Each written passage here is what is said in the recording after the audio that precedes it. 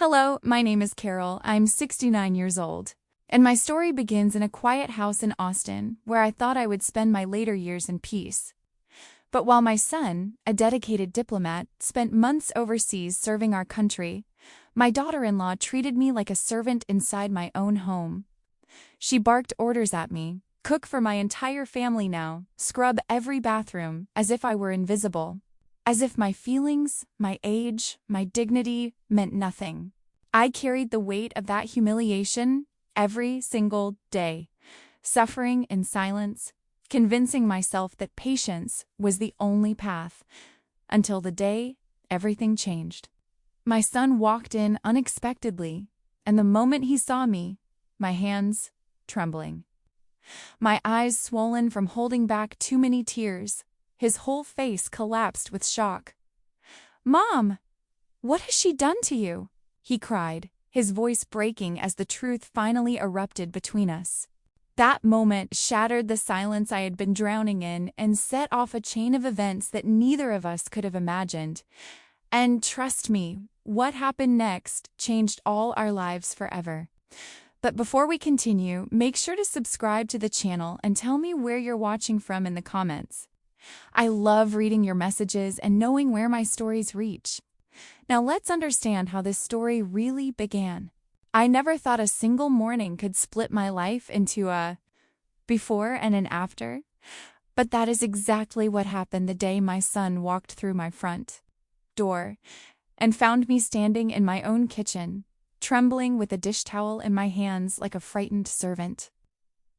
I am 69 years old, a retired school librarian who has spent her life building peace in small ways, helping children find the right book, offering patient smiles to exhausted parents, organizing shelves with quiet devotion. I once believed my home would be my sanctuary in old age. But over the past months, while my son Daniel was stationed overseas for diplomatic work, this house became something else entirely. It happened slowly at first. A sharp tone here, a belittling comment there. My daughter-in-law, Megan, had never been warm with me, but she used to keep a polite distance. When Daniel traveled, that distance evaporated. She moved into my space like someone taking possession of a territory. She began with small demands. "Could you cook something for the kids?" Or, "Mom, could you wash these towels?" Always said with the sugary, false courtesy that left me unsure whether I should feel grateful or unsettled. But over weeks, her tone hardened. Politeness vanished. Orders replaced requests. "Cook for my entire family now. The bathrooms are filthy. Scrub every one of them. Don't sit yet. There's more to do. And perhaps the worst, Daniel won't like to know you're useless." Don't make me tell him. Useless. At my age, that word crawls under the skin, and I had always been valued for my work, for my patience, for my presence in my family. And suddenly, someone in my own home was chipping away at that identity, making me question whether I was truly becoming the burden she wanted me to believe I was. I tried to explain to myself that she was stressed, exhausted with motherhood, overwhelmed. I told myself not to be overly sensitive. I swallowed tears in the pantry where she couldn't see me. I forced myself to keep peace because Daniel had enough weight on his shoulders in those hostile regions he traveled through. He had trusted me to stay safe and comfortable while he was gone. I did not want him worrying about me. But the truth is, something much darker was growing in this house. It wasn't just harshness. It was contempt. It was ownership. It was as if Megan had decided that because I was older, slower, and financially dependent on my small pension and Daniel's occasional help, I no longer had the right to boundaries. The day everything broke open, I awoke before dawn, as I often do now. My joints ached too much to sleep deeply. I went to the kitchen to make coffee, hoping for a moment of quiet. My hands were still cold from the air-conditioned hallway when Megan entered behind me, flipping on the bright overhead lights like a spotlight. "You didn't clean the stove last night," she said without greeting. "How many times do I have to repeat the basics?" I apologized softly. I shouldn't have. But even then, I was still trained by fear. "I'll do it now," I said. She sighed dramatically, the kind of sigh meant to make someone feel small. "Of course you will. You live here for free, Carol. The least you can do is contribute." The words hit me harder than they should have. My heart squeezed. I opened my mouth to remind her that Daniel pays most of the bills, that this is technically my house, not hers, but I was too tired and too afraid of the consequences. So I scrubbed. On my knees, feeling the cold tile through my thin pajama pants. She stood over me with her arms crossed, checking her phone as if supervising a maid. I didn't hear the front door open. I didn't hear the footsteps. I only heard my son's voice, shocked, sharp, protective, like I hadn't heard since he was a teenager defending a bullied friend. "Mom? What the hell is going on?" I froze. The sponge slipped from my fingers. Megan straightened, her face twisting into something between surprise and irritation. "Daniel, you're home early," but he ignored her completely. He crouched beside me, lifting me gently by the arms as if I were fragile glass. The tenderness almost broke me. His eyes scanned my face, then the soaked knees of my pants, then Megan, and something inside him turned to stone. "Why is my mother on the floor cleaning?" he demanded. Megan stammered something about helping, about misunderstandings, about me insisting on doing chores, but her voice cracked. Even she could hear the absurdity in her excuses. Daniel held my hands, and I felt their warmth spreading into the cold places inside me. "Mom," he whispered, voice trembling with guilt he didn't deserve. "How long has this been happening?" I couldn't answer. Not because I didn't want to, but because when someone finally sees your suffering, really sees it, it becomes real in a way you've been avoiding. My throat tightened. Tears blurred everything. "I'm so sorry," he murmured, pulling me into his chest with a protective force that made me finally let go. I cried into his shoulder quietly at first, then with the kind of shaking grief that comes from months of silence.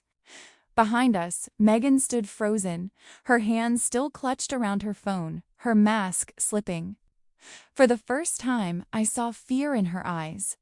Daniel straightened slowly, his arms still firmly around me. There was no softness left in his expression when he turned to his wife. "We're going to talk," he said coldly. "But first, I'm taking my mother out of this house."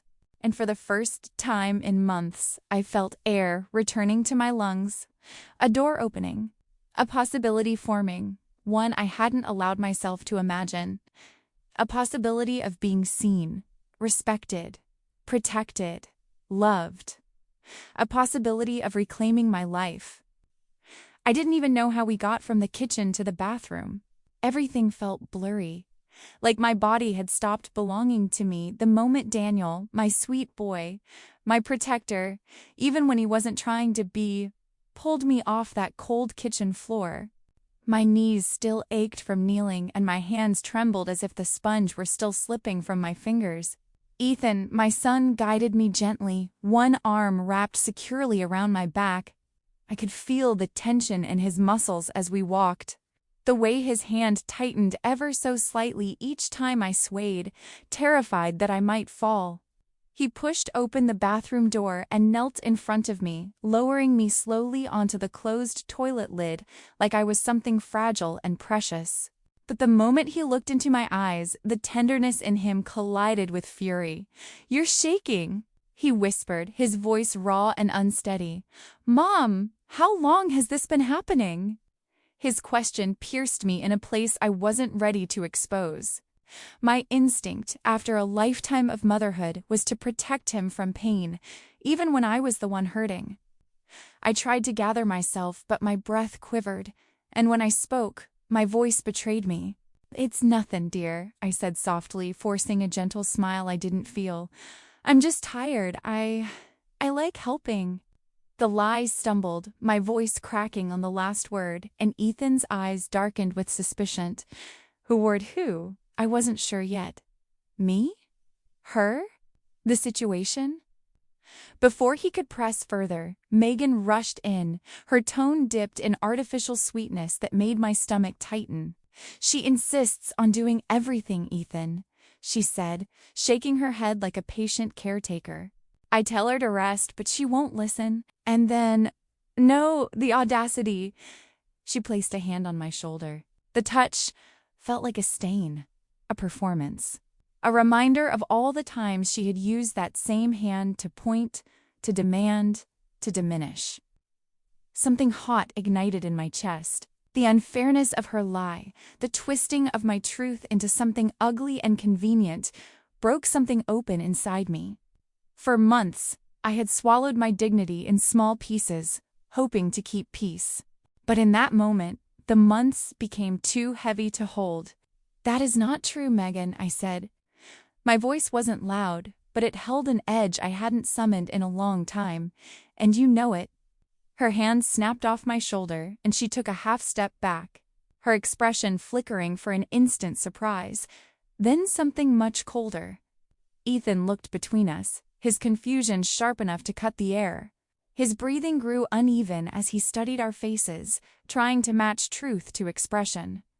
"Mom," he said, turning fully toward me. "Tell me honestly, what's going on here?" There are moments in life when truth feels heavier than silence. When speaking risks everything: peace, relationships, the illusion of harmony. I felt the weight of my next words resting on my chest like a stone.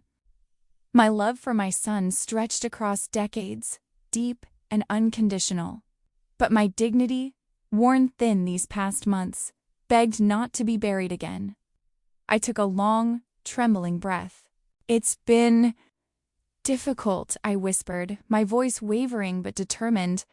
"While you were away, I paused, gathering courage from somewhere hidden inside me. "She made me do everything. All the cooking, all the cleaning. Sometimes from morning until night. And if I didn't finish fast enough, she insulted me, called me slow, useless." My throat tightened. "She treated me like unpaid help, Ethan." For the briefest moment, Ethan's face reflected pure shock, hurt, disbelief. Then Megan snapped. "You're twisting everything?" She spat, the sugary tone gone now, replaced by something sharp and venomous. "You're trying to turn my husband against me." I flinched, not because I believed her words, but because they were engineered to wound me where I was softest, my integrity, my lifelong commitment to fairness. She wasn't done. "You're manipulating him," she hissed, pointing at me as if I were some unhinged intruder. "You're jealous of our life. You always have been." The accusation struck like a slap. Jealous? Of what? I had never wanted anything but peace for them.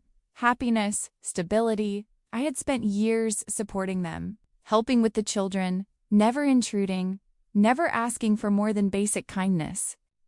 To hear her twist my kindness into some kind of sinister agendas, something ugly and controlling, felt like a knife, sliding between my ribs. Ethan's jaw tightened until I could see the muscles jumping beneath his skin. His eyes moved slowly from Megan to me and back again. "I need to think," he said, his voice low but resolute. He stood abruptly and walked out of the bathroom without another word, leaving behind a silence so thick it felt like the air itself solidified around us. The door hadn't even closed before Megan leaned toward me, her face inches from mine, her eyes burning with rage she didn't bother to hide now. "You will regret this," she whispered. The threat slithered into the space between us, poisonous and cold. But something inside me, some fragile thread I thought she had snapped, tightened instead of breaking. For the first time in months, I realized that I wasn't the only one standing here exposed. Megan was afraid. Of truth. Of consequence. Of Ethan finally seeing.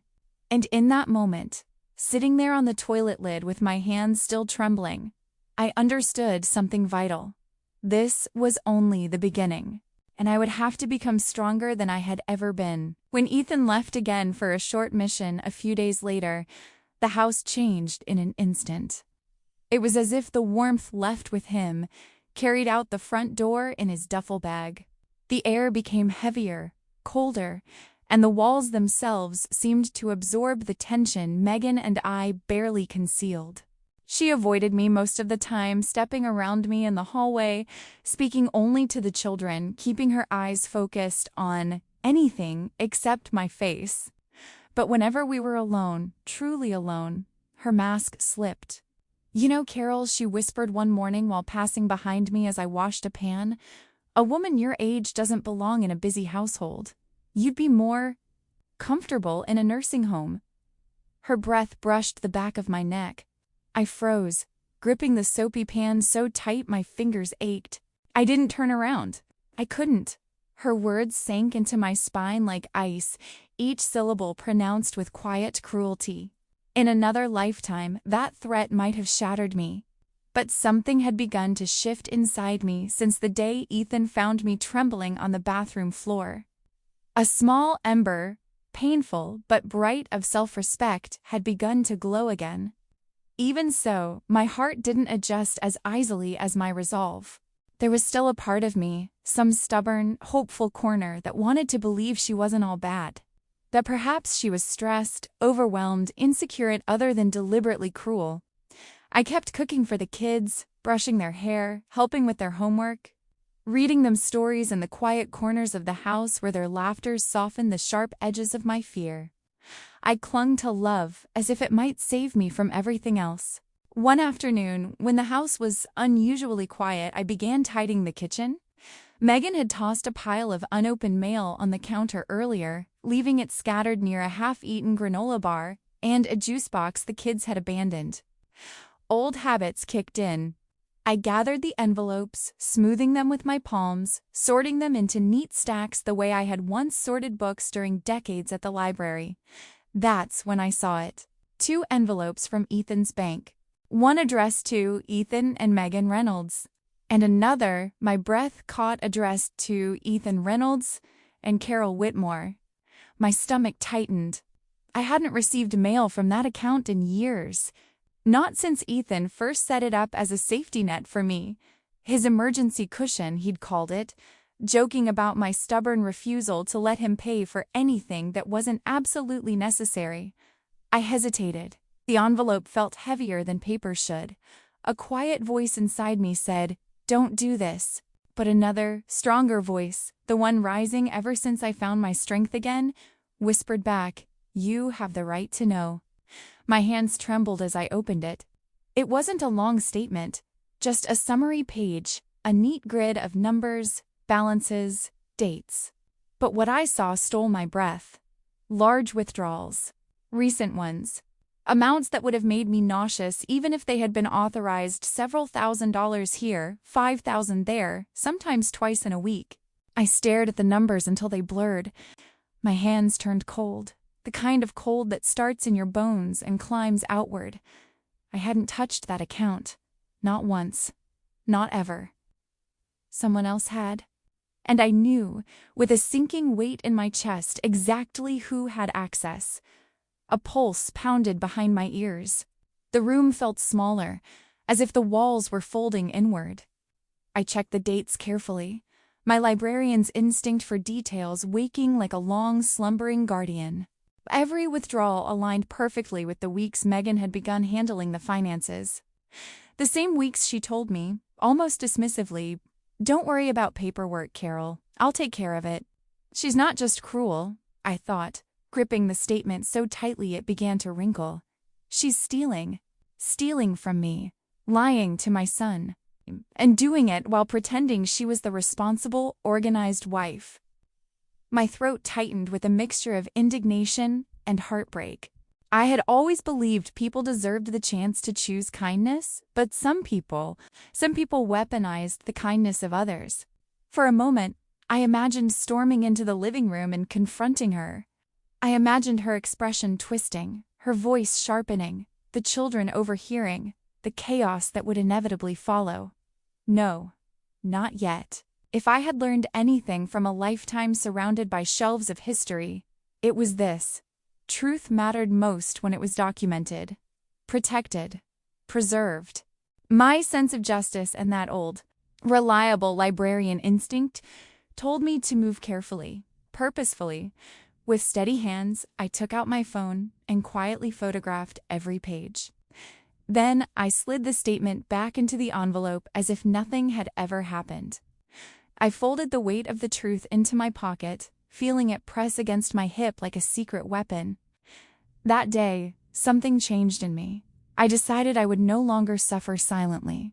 I would gather proof. I would protect my son from the lies wrapped around him like vines.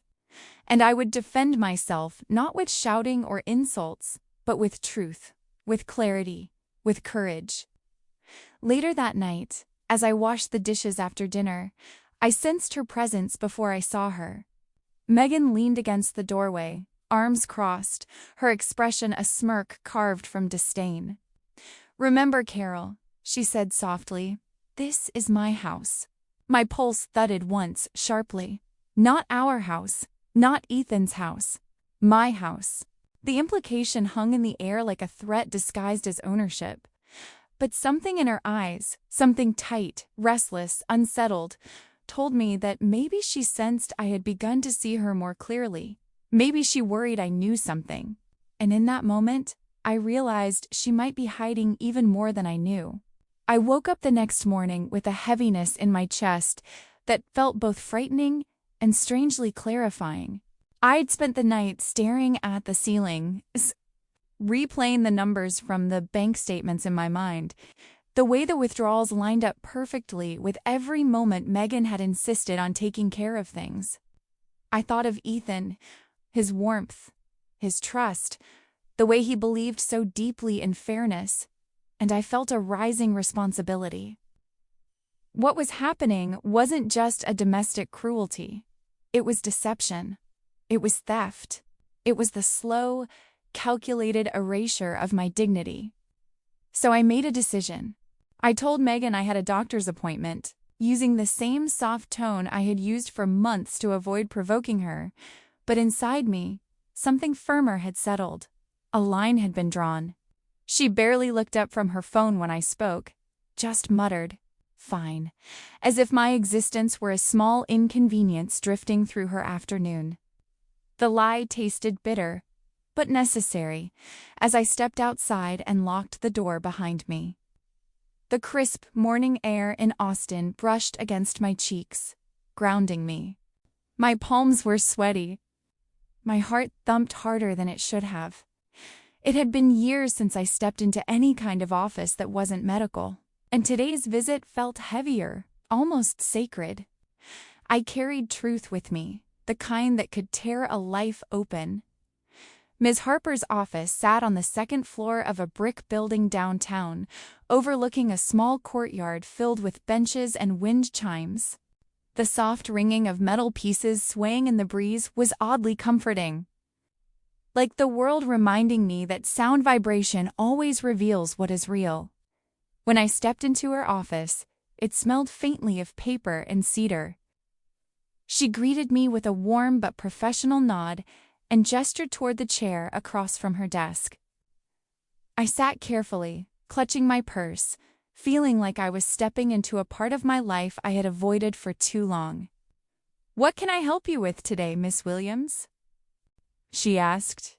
The name Miss Williams felt heavy, formal, almost like she was speaking to a stranger, a woman who still had power, choices, rights. I cleared my throat and said, "I brought something I need you to look at." My hands trembled slightly as I removed my phone and opened the photos I had taken. I slid it across the desk and she leaned forward, her eyes sharp, her posture attentive. She scrolled slowly, examining each bank statement with a concentration that made me feel seen. Not as a burden, not as an aging woman to be dismissed, but as someone whose pain mattered. When she finished, she sat back and asked quietly, "Have you confronted your son about this?" I shook my head. "He's overseas, and I don't want to add to his stress." I don't want him to think I'm accusing him. I'm not. I know him. I know his heart. And your daughter-in-law? She asked. My throat tightened. She would deny everything. Ms. Harper nodded once, a small sound of acknowledgement in her throat. She typed for a moment, the clicking keys echoing in the quiet room. Then she frowned. Carol, she said slowly, I need to ask you something, and I need you to answer honestly. I felt my stomach clench. Of course. She rotated her monitor toward me. On it, a scanned document filled the screen. A property title I recognized.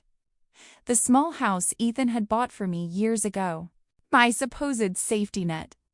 The symbol of his love and gratitude. But something was wrong. Terribly wrong. Did you know your name was removed from the deed 3 months ago? She asked gently. My breath caught in my throat. For a moment the room blurred at the edges. I reached forward, my fingertip trembling as it traced the place where my name should have been. Gone. Erased. As if I had never been part of it. No, I whispered. The word escaped my lips like a wounded thing. No, I didn't know. I'm afraid it gets worse, she continued softly. She clicked to another page, the signature line. My signature. But it wasn't my signature. It was a shaky, crooked imitation, the kind someone might attempt after glancing quickly at an old birthday card. That's not mine, I breathed. I never signed this. I never agreed to anything. Ms. Harper placed a steady, reassuring hand on the edge of the desk. This is fraud, Carol. The word hit me like a bell ringing deep inside my chest. Fraud. Not a misunderstanding, not a mistake. A deliberate act of violation. The cruel beauty of the truth was that it finally aligned everything I had felt. The humiliation, the hostility, the sudden exclusions with a motive rooted in something far darker than personality. She tricked him, I said softly. And then, with more clarity, or she forged it. Ms. Harper nodded. It's possible she manipulated the paperwork, especially if your son trusted her to handle things while he was away. A tear slipped down my cheek, not out of helplessness, but out of a grief so sharp it felt like a blade of ice. He would never do this to me, I murmured. Never. I believe you, she said, and we can fight this. But we have to be thorough, careful, strategic. Something inside me lifted its head, the part of me that had raised a child alone for years, that had built a life from modest means, that had held families together in the library where I worked, offering guidance and comfort to countless strangers. That woman was still here. She had simply been pushed into a corner. I want to pursue it, I said firmly. My own voice surprised me with its strength. All of it. Ms. Harper gave a small, resolute smile. Then we'll start by gathering every piece of documentation you have, and we will not rush. Silence is your ally right now. I nodded, absorbing her words like medicine. We spent the next hour sorting through what I had. Text screenshots, voice notes Megan had left, financial notifications. Every message, every odd instruction Megan had given me about not touching. Certain paperwork suddenly looked different now, framed by deceit. When I finally stepped out of the office, the late afternoon sun wrapped around me warmly. But I felt different. Taller, somehow, straighter, as if acknowledging the truth had rearranged my spine. On the bus ride home, I stared out the window, watching Austin pass by. The old bookstores, the food trucks, the families walking dogs along the sidewalks. Life continuing. And in that continuity, I found a quiet resolve. My fight was not just my own anymore. It was for Ethan, for his integrity, for the bond we had built over decades, for the justice he deserved to know. When I got home, the house was silent. Megan's purse sat on the counter, her phone beside it, screen lighting up with each notification. I walked past it, but then a message preview flashed. Once his mom is out, we'll sell everything. For a moment, my heartbeat seemed to stop. The world had moved beyond cruelty. This was a plan. A coordinated, calculated plan to erase me completely. And in that moment, standing in the dim kitchen, I felt something shift. Not fear, not despair. Strength. A strength I had not felt in years. I realized then, this battle was no longer about surviving her cruelty. It was about reclaiming my life piece by piece, truth by truth. Linda was the only person I could think of who might understand, not out of duty, not out of gossip, but out of lived experience. Life had carved strength into her, the kind of strength that doesn't need to announce itself. She carried it quietly, the way some people carry grief. When I walked next door and knocked, she opened the door with her usual soft smile, her eyes warm behind her glasses, her silver hair tied loosely at the nape of her neck. "Come in, Carol," she said before I even explained why I was there. She always seemed to sense things before they were spoken. Her kitchen smelled faintly of cinnamon and the lavender soap she used on her hands. She set down 2 mugs of coffee, both steaming, both made exactly the way I liked, something that made my throat tighten unexpectedly. When you spend months being treated as invisible, even small kindnesses strike deeply. I took a breath, then let everything pour out. Not dramatically, not loudly, just truthfully. I told her about Megan's endless commands, the humiliations, the way she would bark, cook for my entire family now and leave me scrubbing dishes while she scrolled on her phone. I told her about the missing savings, the forged signature, the property that had been taken out of my name without my consent. I told her about the message I saw pop up on her phone. "Once his mom is out, we'll sell everything." By the time I finished, I felt strangely emptied, as if the words had been sitting like stones in my chest and finally found their release. Linda reached across the table and gripped my hand with surprising strength. Her eyes were wet but steady, carrying that fierce blend of compassion and indignation that only someone who has survived their own battles can show. "You've always helped everyone, Carol," she whispered. "Everyone. It's time, long past time, to help yourself." Her words didn't sound harsh. They sounded like truth wrapped in love. I swallowed hard. I don't even know where to start. She took a long sip of her coffee, studying me. Then she leaned back slightly and said something I hadn't expected. "If your son won't see the whole truth yet," she began, "then show it to him in a way no one can twist, publicly, with witnesses." I blinked at her, startled. "Publicly? Linda, I've never been that kind of person. I don't want to humiliate him or cause drama. You're not exposing him," she said gently. "You're showing him what's being done behind his back. And you're protecting yourself. There's a difference." I looked at my hands, fingers twisting together. "I've spent my whole life keeping the peace. And look where staying quiet has brought you." She spoke softly, not judgmentally. "Injustice hides in silence, Carol. And you've been silent for too long." Her words hit the deepest part of me, the part that remembered kneeling on cold tiles, trembling after Megan mocked me and accused me of playing the victim. The part that remembered scrubbing floors with tears dripping onto the mop handle. The part that remembered feeling small, reduced, erased. Linda reached for a small notebook and pen, sliding them toward me. "Then let's gather proof. All of it. The truth, unedited."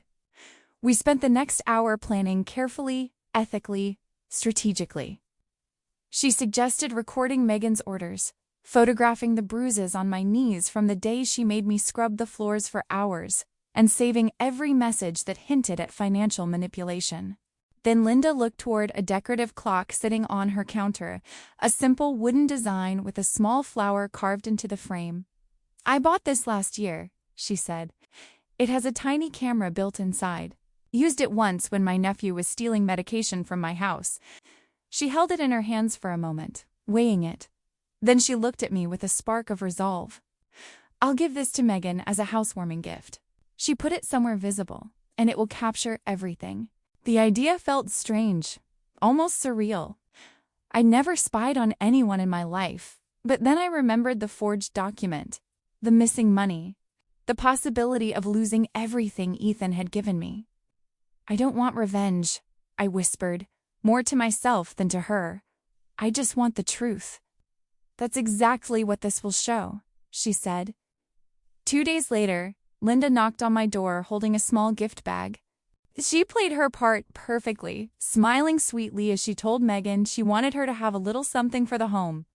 Megan lit up at the compliment, preening as though she were being photographed. "Oh, how cute," she said, immediately hanging the clock above the kitchen counter, where it faced almost the entire room. She didn't suspect a thing. Within 24 hours, we had more than we expected. I watched the first recording with Linda sitting beside me, her hand resting on my shoulder. On the screen, Megan's voice cut sharply through the room. "Cook for my entire family now." Her tone was cold, dismissive, dripping with entitlement. In another clip, she mocked my age, laughing with a visiting cousin. "She's 70 in her soul," she said. "Can't do anything without sighing." Linda's jaw tightened. "This is emotional abuse," she murmured, clear as day. Then came the moment neither of us expected. Megan stood in the kitchen with her phone on speaker, pacing with a restless excitement. "Honestly, once I push Carol into assisted living, we'll finally have the house. Ethan won't even question it." My breath left my body in a painful, sharp exhale. Linda looked at me and whispered, "We have it, Carol. This is the final piece." I covered my mouth with both hands, the sound of Megan's voice echoing in my ears. My humiliation, my fear, my confusion, all of it suddenly made sense in a horrifying, clarifying way. That afternoon, we took everything to Ms. Harper. She watched the clips in silence, pausing occasionally to jot down notes. When the speakerphone call played, she sat up straighter, her professional calm sharpened into focus. "This is extraordinary," she said. "This isn't just mistreatment. This is a coordinated effort to isolate you, financially exploit you, and remove you from your home. With this evidence, we can go much further." She leaned forward slightly. "I want to propose something bold." My stomach fluttered with nerves. "What do you mean?" "Megan loves attention, doesn't she? Social media, perception, image."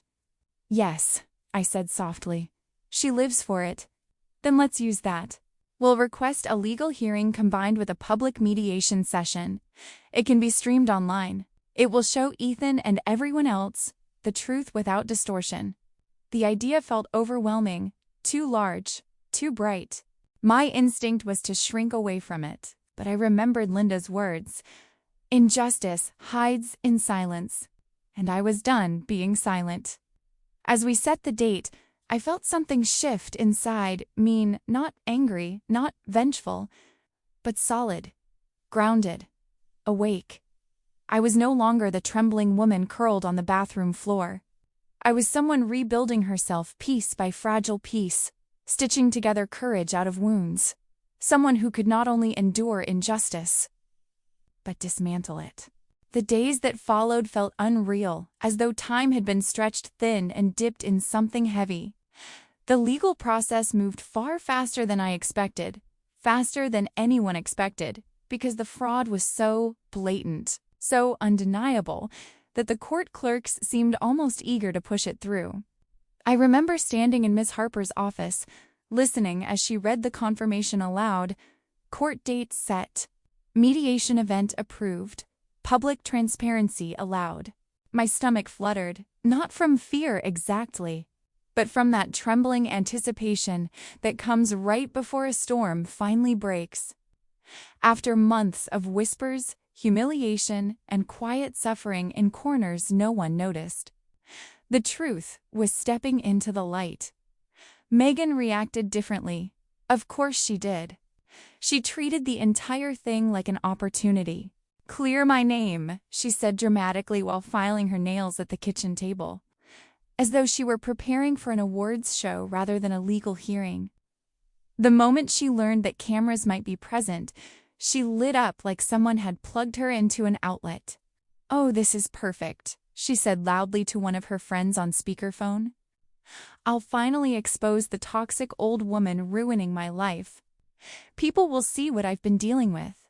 Her friend laughed on the other end, feeding Megan's confidence like gasoline on fire. I stood a few feet away, washing dishes slowly, my hands submerged in warm, soapy water. My face stayed calm, almost serene, but inside I felt a soft ache, a small grief that someone could talk about me that way and believe it. I didn't interrupt. I didn't defend myself. I didn't even turn around. Silence had become my shield, but now it was also part of the plan. Ms. Harper had been clear. Let her talk first. Let her make herself look perfect. Let her build her own pedestal. Then we'll show the truth, Linda agreed, sitting on my couch with her knitting needles clicking rhythmically while she reviewed our outline. "You don't have to fight dirty," she said. She'd trap herself with her own words. Sometimes I wondered if this was what justice felt like. Not triumphant, not loud, but steady, patient, almost gentle in its certainty. Meanwhile, Ethan was still overseas, still believing this was simply a misunderstanding brought on by stress between two women he loved. When he wrote that he would appear by live video during the mediation, my heart twisted painfully. He truly thought he'd be walking into a calm discussion, a place where everyone apologized and hugged afterward. He had no idea what was waiting for him. I didn't blame him. Life had moved so fast for him, marriage, kids, deployments, that he hadn't seen the shadows creeping in. I never wanted him to feel responsible for Megan's choices. Every night, after the children were asleep, I would sit on my bed and whisper a silent prayer. Let him see the truth with compassion. Let him not drown in guilt. Despite the storm preparing to burst open, my days were strangely peaceful. I kept my routine, not because I was pretending, but because I was grounding myself. I cooked simple meals: chicken soup, roasted vegetables, oatmeal with cinnamon. I helped the children with their school projects, cutting construction paper and gluing shapes, while they giggled about nothing and everything. I braided my granddaughter's hair one afternoon, her small fingers playing with the bracelet on my wrist as she told me about a book she was reading at school. I never said a single harsh word about their mother. Not one. They were too young to understand the weight of betrayal, and I refused to pull them into the darkness. Instead, I told them stories about fairness, courage, and kindness, about how good people can make mistakes and still change, about how the strongest heroes are often the ones who choose truth even when it hurts. Deep inside, though, I ached. Not just for myself, but for the whole tangled web of our family. For Ethan, who would soon have to face the real version of the woman he had trusted. For the children, who someday might look back and see the cracks that were already forming. And yes, even for Megan, because believing you need to control everything to be safe is its own kind of tragedy. But hope, I reminded myself, cannot replace justice. Hoping someone changes does not erase the damage they've done. And when a person crosses the line as badly as Megan had, the most loving thing, both for yourself and everyone around them, is to stop them, even if it breaks your own heart a little. One afternoon, Linda came over with a garment bag draped over her arm. "You need something special for the big night," she announced, her smile soft but firm. I protested half-heartedly, but she unzipped the bag anyway, revealing a deep blue gown with a matching shawl. The fabric shimmered slightly, catching the light in a way that felt almost magical. "I wore this to my son's wedding," she said, her voice tender. "But tonight, it belongs to you." She helped me slip it on. The gown hugged my figure gently, the shawl draping like a soft whisper over my shoulders. When I stepped in front of the mirror, I barely recognized myself. Not because I looked younger or different, but because I looked whole, strong, present. The woman staring back at me wasn't the one who had scrubbed floors until her knees bruised or cried quietly behind closed doors. She wasn't the one Megan called weak, dramatic, a burden. She was someone who had survived something sharp and cruel and was still standing. Linda placed her hands on my shoulders. Her voice was steady, filled with that warm certainty she seemed to carry everywhere. "You look like the woman who writes her own ending." I felt a sting behind my eyes, grief, gratitude, disbelief, hope. For the first time in months, I believed her. In the days leading up to the mediation, Megan became bolder online. She posted smiling selfies, announcing to her followers that she would be part of a family drama live talk to set the record straight. Her captions were filled with exaggerated innocence, painting herself as a misunderstood wife battling a vindictive mother-in-law. People commented with heart emojis and messages like "Stay strong, Queen." She loved every second of it. And as she strutted through the house rehearsing lines she thought would make her look noble and wronged. She had no idea, absolutely no idea, that she was the one about to face the truth. Not me, not Ethan, not anyone else. Her. And truth, once it steps into the light, does not blink. I could hear the soft hum of voices even before I stepped into the ballroom. The community center in Austin had been transformed for a charity gala that would start later that night. And our mediation, our reckoning, was scheduled just before the guests arrived. The chandeliers were dimmed, casting warm, golden light across the room, and round tables covered with cream-colored linens circled a small stage where cameras were already positioned. For a moment, the beauty of the space felt almost surreal, as though I had stepped into someone else's life, someone more glamorous, someone untouched by betrayal. But Linda squeezed my arm gently, grounding me back in myself. I walked slowly but purposefully, feeling the deep blue gown brush against my legs with each step. The young neighbor who had styled my hair earlier had insisted on soft waves, saying they made me look strong but gentle, a combination I didn't know I still carried. As the warm lights reflected off the silver strands in my hair, I felt, just for a breath, like a woman reclaiming a part of her life she hadn't realized she'd lost. People turned to look at us, some curious, others simply admiring the elegance of the night. Their glances didn't shrink me the way I expected them to. I didn't feel small or invisible. I didn't feel like the woman Megan ordered around, the one wiping counters until my hands ached or being scolded for folding towels wrong. I felt rooted, steady, ready. Then Megan walked in. A wave of noise and energy followed her, like she had brought her own spotlight. She wore a tight red dress that shimmered with every step, her heels clicking sharply as she moved. She waved at the actual cameras set up for the mediation's private broadcast, smiling with an almost theatrical brightness. Her confidence bordered on arrogance, and she didn't spare me more than a fleeting glance, the kind that said I was already beneath her victory. For a moment I felt a pang in my chest, not of fear, but of heartbreak for Ethan, for the man who believed he had chosen a partner who loved him, who believed this event was a misunderstanding, a moment for clarity. He didn't know that his wife had spent days posting online about this so-called family drama live talk, claiming she would expose the toxic old woman ruining her life. The words had burned when Linda first showed me, but now they felt distant, like they belonged to another world. We were ushered to opposite sides of a long table covered with a simple white cloth. The mediator, a calm man with gray at his temples and gentle eyes, welcomed everyone. He explained the rules, the purpose, the presence of cameras. Some portions, he said, will be streamed privately to Mr. Ethan Wallace, who is currently overseas. My heart squeezed. Ethan would see everything. Every truth, every lie, every crack in the facade. Megan leaned forward with a serene smile, as if she had been waiting for this stage her entire life. When it began, she spoke first. She described herself as a devoted wife, an overwhelmed mother, a woman carrying the emotional burden of a household disturbed by my presence. She said I was controlling, intrusive, and constantly creating drama.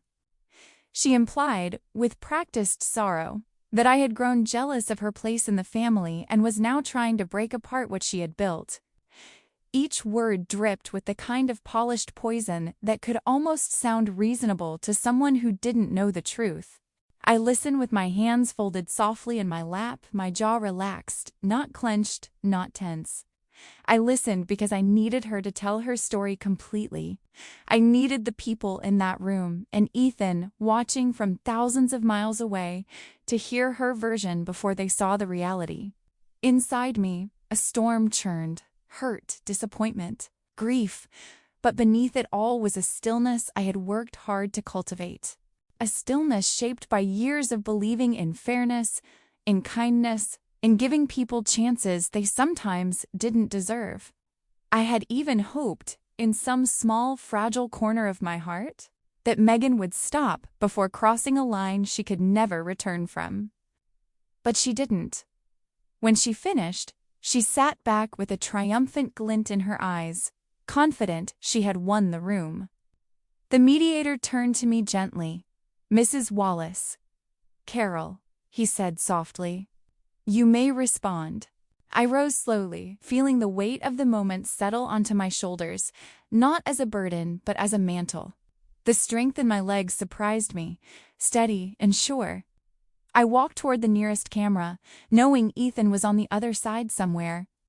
Maybe sitting in a dim barrack, maybe in his office, or maybe even standing because he felt something was off. I took a breath. "My name is Carol," I said, my voice clear, echoing lightly under the chandeliers. "I am 69 years old." I paused, not for drama, but to steady my heart. I have spent my life helping people, teaching children to read, comforting them when they were scared, and showing them that fairness is not just a rule, it's a way of loving others. A few people shifted in their seats. Megan's smile tightened.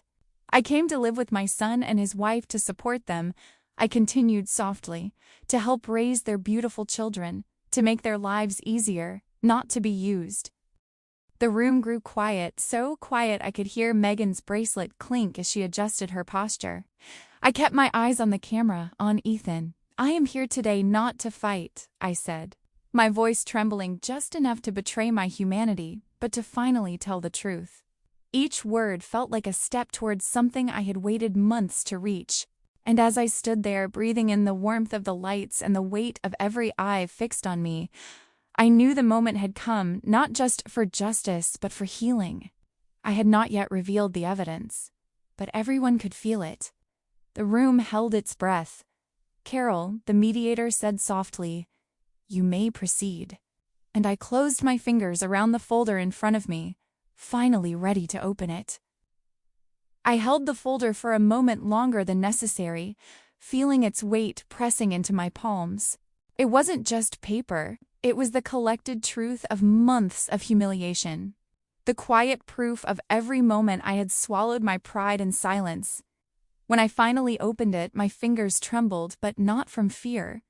The trembling came from release, like a bird finally stretching its wings after being kept too long in a too small space.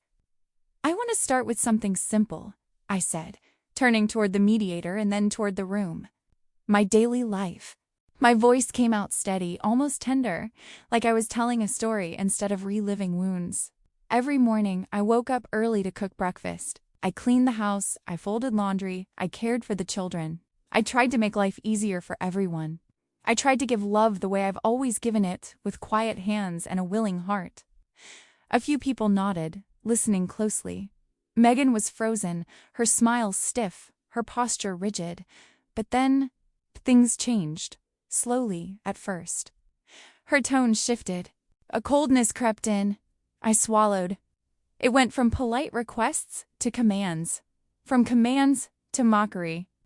From mockery to something crueler. My voice wavered, not with weakness, but with the exhaustion of finally speaking aloud what I had carried for too long. "At first," I continued, "I thought she was just overwhelmed. I always try to see the good in people, but there is a line between stress and abuse. I breathed deeply, letting the ache surface, and she crossed it. The mediator, who had been leaning forward slightly, asked gently, "Do you have any evidence that might clarify these claims?" I nodded and looked toward Linda. She stood with the quiet dignity of someone who had waited months for this moment too. She handed the flash drive to Miss Harper, who inserted it without a word.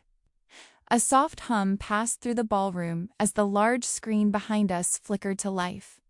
And then the first video played. The kitchen came into view, familiar countertops, familiar morning light, and there I was, standing near the stove with a dish towel in my hand. My posture looked tired. Even through the recording, my exhaustion felt visible, like a layer on my skin. Then Megan's voice filled the room, sharp and impatient. "Cook for my entire family now." Some people gasped, others stiffened. The phrase hit differently when heard in front of an audience, stripped of all excuses. Another clip played. Megan pacing, pointing, calling out corrections. "You didn't scrub the bathrooms yet? My God, Carol, how hard is it?" And then another, her voice mocking my age, my hands, my slowness, the way my knees sometimes hurt when I climbed stairs. I stared at the screen, watching myself from months ago, watching the slump of my shoulders, the way I pressed my lips together to avoid making things worse. I had forgotten how small I looked. A murmur spread across the room. One woman covered her mouth. Even the camera operators paused, their lenses steady but their eyes wide. Then came the clip that stole the breath from every corner of the ballroom. Megan was on speakerphone, pacing past the camera without realizing she was in its line of sight. "Once his mom is out," she said casually, "we'll sell everything and finally live like we deserve." The words dropped like stones into a silent pond. The ripples reached every single person present. Even Linda flinched beside me, though she had already heard the recording. Megan shot to her feet, her face pale, truly pale, drained of color. "These videos are taken out of context," she shouted. "You don't understand." But the mediator lifted a calming hand. "They are unedited," he said quietly. "Time-stamped, sequential. We'll have the technical team verify them if needed." Her mouth snapped shut, and she sat down slowly, her hands trembling in her lap. "Ms. Harper stepped forward with calm precision. "There is more." She clicked to the next file, and the screen shifted to show the property documents. The forged sale agreement. The fake notarization. My crooked, shaky signature that didn't belong to me. Lines highlighted. Dates circled. A timeline of withdrawals from my medical savings account displayed on the next slide. The mediator adjusted his glasses, studying the screen. Then he turned to Megan. His voice held no judgment, only clarity. "Mrs. Wallace," he said, "did you alter these documents or authorize the withdrawals indicated here?" The camera zoomed in on Megan's face, catching her jaw tightening, catching the way her eyes darted toward the exits as though she wanted to run. She opened her mouth, stuttered, closed it again, tried a new angle. I don't know," she said shakily. "The bank clerk. She must have." There was confusion. "I didn't." Her excuses tangled together like frayed string. And then the screen split into two. On one side, the forged documents. On the other, Ethan. His face appeared live from overseas, illuminated by dim, artificial light. His hair was slightly disheveled, like he had rushed to the camera. His eyes, red, furious, stunned. A collective shiver passed through the room. Megan's breath hitched audibly. "I just watched those videos," Ethan said. His voice trembled, not with uncertainty, but with a pain so sharp it felt like it cut through the screen. "And I saw every number on those statements." He exhaled shakily, and I saw his hand swipe past his eyes, wiping tears or disbelief. I couldn't tell which. "Megan," he said, "how could you do this to my mother?" The silence after his question was devastating. It felt like every wall Megan had built, her lies, her charm, her confidence, had suddenly cracked. She opened her mouth, desperate to reclaim control. But the mediator stepped forward and lifted a hand. "We will take a short recess," he announced gently. The words echoed through the ballroom, final and immovable. People rose slowly, chairs scraped the floor. Whispered conversations erupted like sparks. The cameras dimmed to standby mode. And Megan stood there alone, exposed, cornered in front of everyone caught in the wreckage of her own lies. Her red dress glimmered under the lights, but all its shine had gone. She wasn't the star of a glamorous performance anymore. She was simply a woman whose mask had finally fallen. The moment the mediator announced the recess, the large ballroom blurred into a soft hum of voices and shuffling chairs. I felt the weight of everything that had just happened like a tide pulling back from shore, leaving the sand wet and trembling. Before I could even take a breath, Miss Harper guided me gently toward a smaller side room. One with warm lighting and a round table that somehow made everything feel less harsh. A tablet sat there already connected. Ethan's face appeared the moment we entered, his eyes red and swollen. He wasn't the soldier anymore, not the disciplined man who carried himself with rigid strength. He looked like my little boy again, exhausted, hurting, undone. "Mom," he whispered, his voice breaking. "I'm so sorry. I had no idea. I swear, on everything I love. I didn't know." Tears streamed down his face in uneven paths, and he kept rubbing at them with the back of his hand, like he was ashamed of the emotions spilling out. Watching him crack open like that felt like a small fracture in my own heart. "Ethan," I said softly, "look at me." When he lifted his eyes, I smiled. Not the triumphant smile of someone proven right, but the gentle, motherly smile of someone who has carried love longer than she has carried pain. "Anger has never been my home," I said. "It doesn't suit me." "And you," I paused, breathing deeply. "You believed the woman you loved. That doesn't make you a bad son." He shook his head, the tears coming faster. "But she lied. She lied to me about everything. She made me think you were difficult, forgetful, dramatic. I let her paint you like you were the problem. You trusted her," I said. "That's what love does. But now you know the truth, and what matters is what you choose to do with it." His shoulders crumpled as if he'd been carrying a weight for far too long. "Tell me what to do, Mom. Please." "I would never tell you what to do," I replied. "But I will show you what accountability looks like. That was always my way, not to destroy, but to create consequence, not to crush, but to teach." Even when I had been treated like a servant in my own son's home, some quiet part of me believed that cruelty only perpetuated itself when left unchecked. Someone had to break the chain, even if doing so meant confronting the person who hurt me. Ms. Harper took a seat beside me, placing her palm flat on the table. "We have an opportunity," she said gently, "not just for justice, but for something meaningful." Ethan nodded, wiping more tears. "Tell me." So the three of us sat together, me, my son half a world away, and the lawyer who had become my shield, and we built a proposal. Not vengeance for vengeance's sake, but a plan woven with lessons, boundaries, and truth. I insisted on one thing from the start. This can't just punish her, it has to teach her. Otherwise, what was the point of any of this? Ms. Harper gave me a long, thoughtful look. "You really are extraordinary," she said. But I didn't feel extraordinary. I felt tired. I felt human. I felt like a woman trying to rebuild a life that had been quietly eroded, piece by piece, until nothing was left but a shadow of the person I used to be. When the break ended, I walked back into the ballroom. The soft, golden ceiling lights brushed over my blue gown, and something about the way people looked at me had changed. Not pity, not confusion. Something more like respect or recognition. Ms. Harper stepped forward and cleared her throat. "We would like to propose a settlement."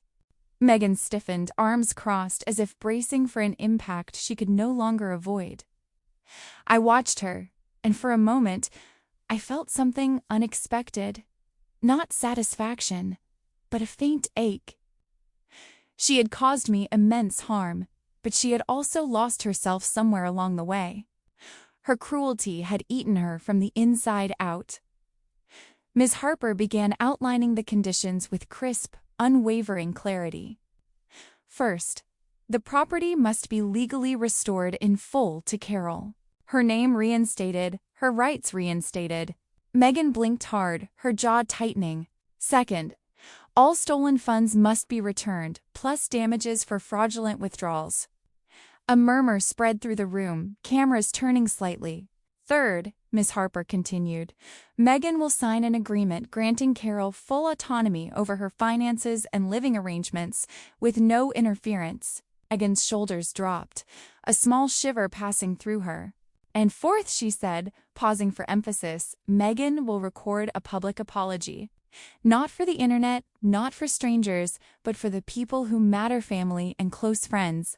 She will acknowledge both the mistreatment and the fraud. Megan swallowed, her eyes darting toward the screen where Ethan watched silently. And finally, Miss Harper said, looking toward me, there is a condition of service. I stepped forward.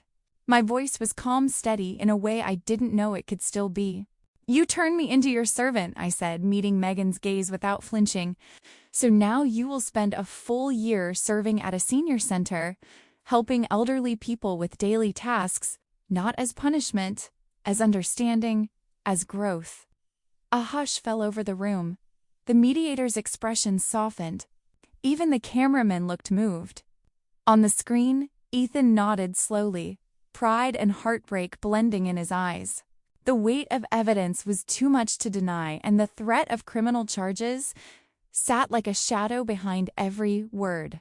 Megan's facade finally cracked. Her lips trembled, her fingers shook. Her breathing came uneven, shallow.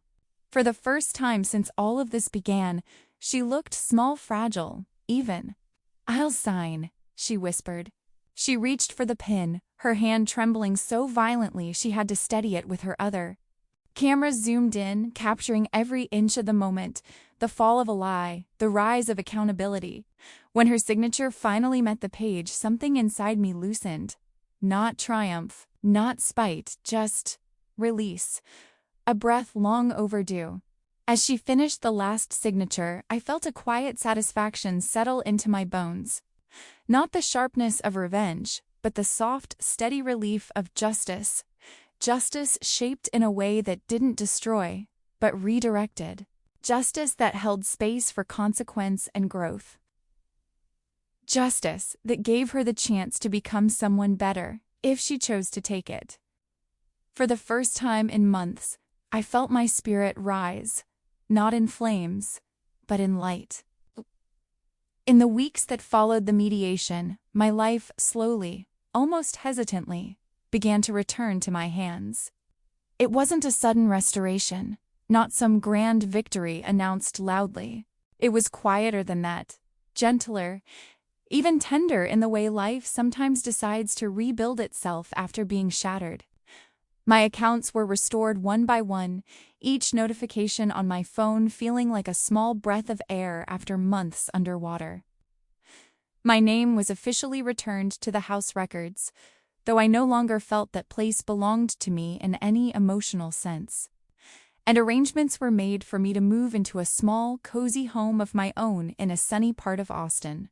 The first time I stepped inside, sunlight poured through the windows as if the house had been waiting just for me. It felt like a place that didn't merely offer shelter, it offered possibility. I moved in slowly, touching each wall, feeling its warmth, letting myself believe in the idea of a new beginning. For the first time in a long time, I slept through the night without waking to the sting of fear or the ache of humiliation. In this little home, surrounded by soft yellow light and quiet mornings, my heart finally had room to heal. Ethan arrived the moment his plane touched down from overseas. I heard his footsteps before I saw him, almost frantic, as if he feared that the moment he reached for me, I might disappear again. But I was there, solid, rooted, stronger than before. When I opened the door, He didn't say anything at first. He simply pulled me into his arms, holding me with a depth of emotion I had only seen in him a few times in his life. His shoulders trembled slightly, and I felt his breath catch, as though the weight of everything he had missed finally cracked open inside him. "Mom," he whispered into my hair. "I'm so sorry. I should have been here."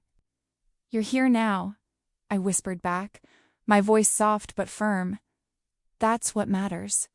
He insisted on helping me settle into the new house. He hung pictures carefully, stepping back each time to ask if the angle felt right to me. He tightened screws on shelves, rearranged my books by color because he knew I liked small harmonies, and set up my favorite reading chair right beside the window where the late afternoon sun created a golden square on the floor. At one point, he sat on the arm of the chair, looking at me with an expression I hadn't seen since he was a boy, open, earnest, vulnerable. "You were always the one who believed in me, Mom," he said, his voice thick. "And now, I want to be the one who stands up for you." I looked at him quietly for a moment, noticing how this ordeal had changed him. There was less arrogance, less certainty, less of the polished diplomat facade. Instead, there was humility, a deep attentiveness, and a tenderness he had once buried under layers of ambition and duty. Pain had shaped him, just as it had shaped me, but in both of us, something better had emerged. As the days passed, I felt a pull inside me, gentle but persistent.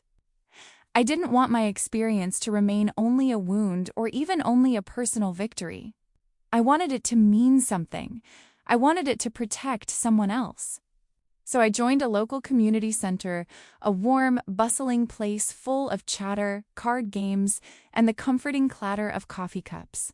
I began volunteering, offering small workshops to help other seniors understand their rights. I showed them how to read their bank statements, how to recognize irregularities, how to trust their instincts, and above all, how to speak up. At first, I was nervous. My voice trembled during the introductions. My hands shook when I passed out the papers. But each time a senior approached me after class, thanking me with moist eyes or trembling fingers, my confidence grew. My suffering had found a new path. It had transformed into guidance, a light I could hold out for others still walking through their own dark corridors. And life, in its strange, unpredictable way, brought me face to face with Megan again. Sometimes, I saw her at the same senior center. She wore a volunteer badge, her posture more subdued, her gestures softer. She helped older adults adjust their walkers, served lunch with quiet diligence, and listened with an attentiveness that surprised me. We didn't talk much. Our words, when exchanged, were brief, small nods, tight smiles, polite greetings. But when our eyes met, something flickered between us. Not friendship, not bitterness, but something that resembled remorse. And maybe, just maybe, a seed of growth. People change in the aftermath of consequences, and some grow in ways we never expect. I didn't forgive her outright, but I allowed space for her humanity, space for her evolution, space for peace. One evening, my living room filled with warmth and voices. Ethan, the children, my loyal friend Linda, and a few of the neighbors who had stood by me gathered for a simple dinner. I had made roast chicken the way my mother taught me, and Linda brought a homemade pie that filled the house with the smell of cinnamon and comfort. Laughter rose like music, soft and joyful. The children played on the rug, their small hands building towers out of wooden blocks. Linda teased Ethan about his crooked picture frame, and he pretended to be offended, placing a hand dramatically over his heart. I sat back for a moment, simply watching, letting the scene settle into some deep part of me. And in that moment, I understood something I had not been able to see clearly before. I no longer felt like a victim. That word no longer clung to my skin or lingered in my breath. I felt strong, stronger than I had ever been. I felt confident, secure. I felt like a woman who had faced injustice, uncovered strength she didn't know she had, and used her pain not only to reclaim her own life, but to protect others. As my grandchildren laughed and toppled their tower, I felt a warmth spread through me, hopeful, bright, resolute. They will grow up knowing, I thought, that when someone crosses the line, you do not remain silent. You stand up with courage and with a kind heart. And that, to me, was the greatest victory of all. If this story touched your heart, don't forget to subscribe to the channel for more inspiring journeys like this one.